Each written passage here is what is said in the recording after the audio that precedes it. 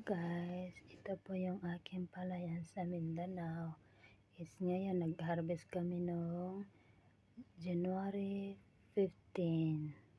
As in, naumpisa sila ng January 14 hanggang January 15.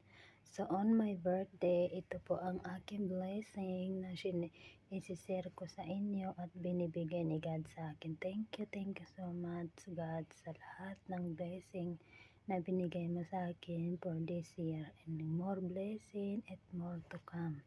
Ay, ang sarap sa pakiramdam pala na ganito yung yung kalawak na aking palayan, ay mabuhay ko na ang aking pamilya, ang tatay ko, ang aking kapatid at yung anak niya, asawa niya, at saka lahat ng pamilya ko ba.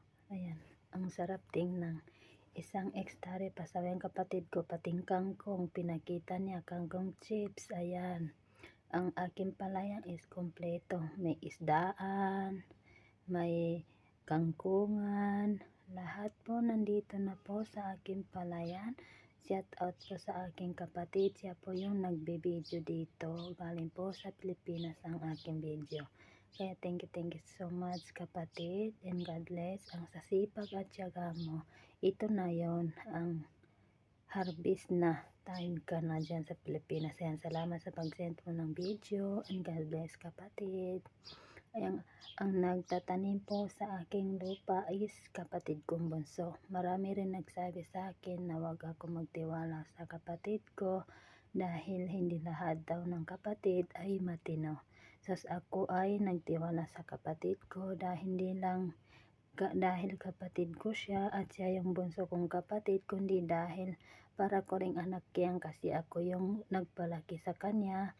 Dahil noon iniwanan kami ng aming ina at kami ay nanay namin po ay nasa langit na, hindi niya kami iniwanan, as in nandito pa rin sa puso namin siya, charot.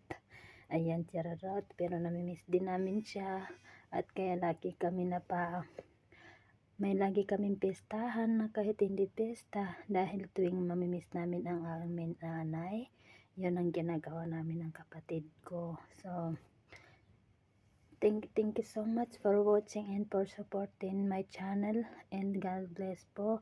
Ay subscribe nyo naman yung aking channel na I'm Buds Pretty Baki naman. Thank you so much for watching. Ay ito po yung aking palayan na hinaharvest na. Harvest time na po ng kapatid ko sa Pilipinas noong January 15 and January 14 pala, and then January 15, January 16. Kaso abangan nyo lang kung ilang sako naman na nakuha ko dito, kasi alam niyo naman ilang sako rin na nakuha ko last year. So ngayon makikita natin kung ilang sako naman ulit. So thank you so much, and God bless. Katulad ng sinabi nila, more blessing, share your blessing. Ito na nga ang aking palay, isang hektarya po yan. Thank you. May niyog pa, may yung bahay, yung bahay ng kubo ng kapatid ko dito sa sa palayan na to. Nakita niyo naman yung nag-iisang kubo.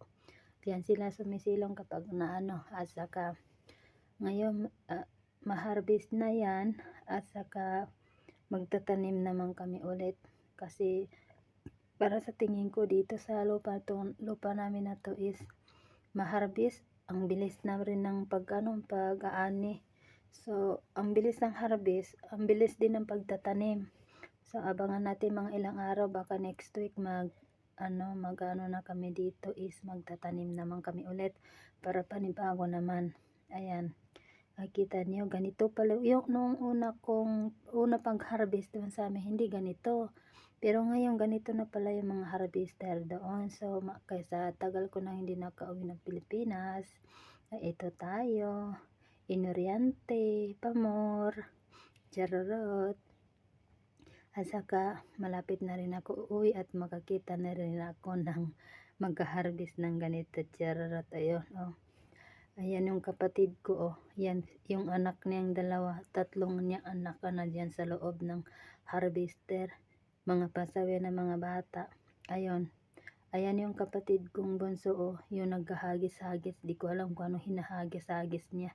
pasaway ang aking kapatid. Ayan, naluluto na ng araw. Pero okay lang yan, at least mabuhay niya yung mga anak niya. Ayan, salamat na marami naman kay God sa lahat ng blessing na binigay sa akin.